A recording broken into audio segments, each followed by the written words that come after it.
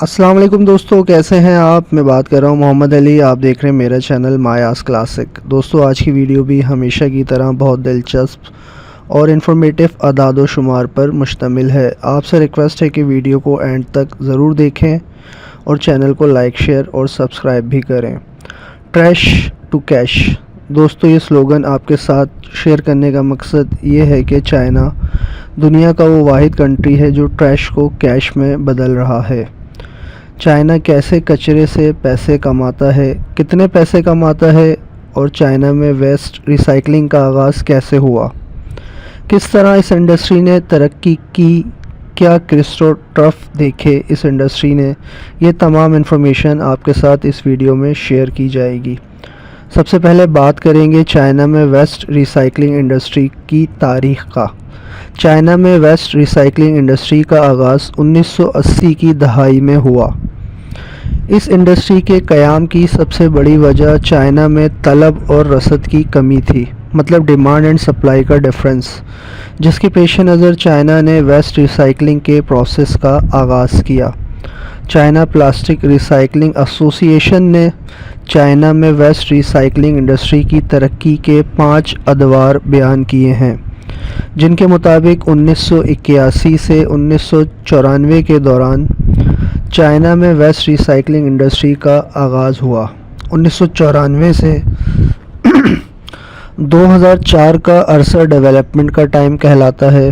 2005 سے 2007 کا duration maturity کا ٹائم تھا۔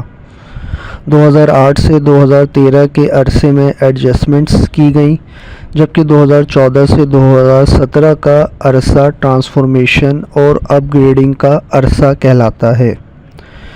ابتدائی مرحلے سے پہلے چائنا میں چند سرکاری اور کچھ private companies as a joint venture کام کرتی تھیں۔ 1984 کے بعد انفرادی کاروباری اداروں نے اور جوائنٹ وینچر کمپنیز نے خوب ترقی کی، اور اس طرح چائنا میں ایک بڑے پیمانے پر امپلائمنٹ ڈیولپ کی گئی، اور ایک نیو ایکسپوجر کے طور پر چائنا میں پلاسٹک ویسٹ ری سائیکلنگ انڈسٹری نے ابھرنا شروع کیا اور اس سے لوگ جڑنا شروع ہو گئے۔ 1993 تک پلاسٹک ری سائیکلنگ بڑے پیمانے پر کی جانا شروع ہو گئی، لیکن ریکوری کا ریٹ بہت کم تھا۔ دوسرا دور جو کہ 1994 سے 2004 تک کا تھا، اس دوران ویسٹ ری سائیکلنگ انڈسٹری نے بھرپور ترقی کی۔ ہزاروں انڈسٹریل فیکٹریز اور کارخانوں نے اس انڈسٹری میں جوائنٹ وینچرز شروع کیے، اور ریکوری کی پرسنٹیج 22 سے 30% تک بڑھ گئی۔ تیسرا مرحلہ جو کہ 2005 سے 2007 تک کے عرصے پر مشتمل ہے، اس دوران اس انڈسٹری کو سخت مشکلات کا سامنا کرنا پڑا۔ بڑے پیمانے پر کاروباری ادارے کی اس صنعت میں شمولیت سے پیدا ہونے والے مسائل واضح ہونے لگے۔ چوتھے مرحلے میں چائنا میں بہت سی پلاسٹک ویسٹ ری سائیکلنگ انڈسٹری میں مختلف کمپنیز نے اسپیسیفک لوکیشنز پر توجہ مرکوز کر دی، اور چائنا گورنمنٹ کی جانب سے کئی قسم کی ریگولیٹری آبلیگیشنز امپوز کی گئیں، جس میں سب سے بڑی obligation China environmental protection restriction سے ریلیٹڈ تھیں۔ 2013 تک اس انڈسٹری میں ڈکلائنڈ آنا شروع ہو گیا۔ پھر اس کے بعد 5ویں مرحلے کا آغاز ہوا، جس میں چائنا نے ٹرانسفارمیشن اور اپ گریڈنگ شروع کی۔ اس دوران چائنا میں پلاسٹک ویسٹ ری سائیکلنگ انڈسٹری کو شٹ ڈاؤن کرنے یا آبلیگیشنز کو فالو کرنے کا حکم دیا گیا، جس کی وجہ سے بہت سی کمپنیز بیرون ملک منتقل ہو گئیں۔ اس کے بعد چائنا نے آفیشیلی تمام پرائیویٹ انڈسٹری ری سائیکلنگ انڈسٹری کو بند کر دیا۔ اس کے بعد پھر اس پوری انڈسٹری نے بہت ہی منظم اور معیاری طریقے سے ڈومیسٹک اور انڈسٹریل ویسٹ کلیکشن کے ریگولیشنز کو اڈاپٹ کیا، اور پھر دوبارہ سے central state enterprises, listed companies, medium اور لارج اسکیل کمپنیز نے دوبارہ اس انڈسٹری میں قدم رکھا اور اس انڈسٹری کو بوم دیا۔